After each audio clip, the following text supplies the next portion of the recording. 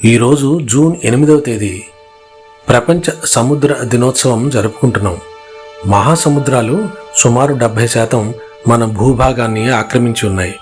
ఈ సందర్భంగా అనేక సముద్రాల ప్రాముఖ్యత గురించి అవగాహన కల్పించడమే కాకుండా వాటి యొక్క పునరుజ్జీవనానికి తోడ్పడే సమిష్టి చర్యలు, సముద్ర కాలుష్య నివారణ చర్యలు మొదలైన వాటి గురించి చర్చనీయాంశంగా ఈ సముద్ర దినోత్సవం జరుపుకుంటున్నాం.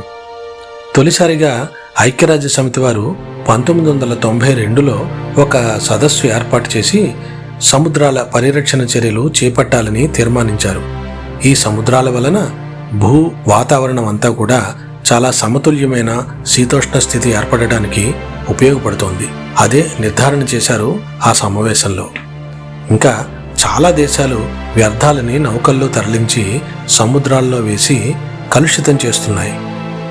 వీటిలో ఎక్కువ భాగం ప్లాస్టిక్ వ్యర్థాలే కావడం ఆశ్చర్యకరం. అందువలన అరుదైన జల జీవజాతులు నశించిపోతున్నాయి. మరి మానవాళి సముద్రాల నుండి అనేక ప్రయోజనాలు పొందుతోంది. అటువంటి సముద్రాలను రక్షించవలసిన బాధ్యత మానవాళిపై ఉంది కదా.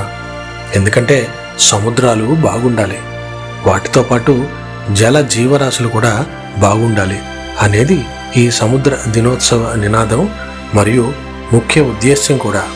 మరి మీరేమంటారు?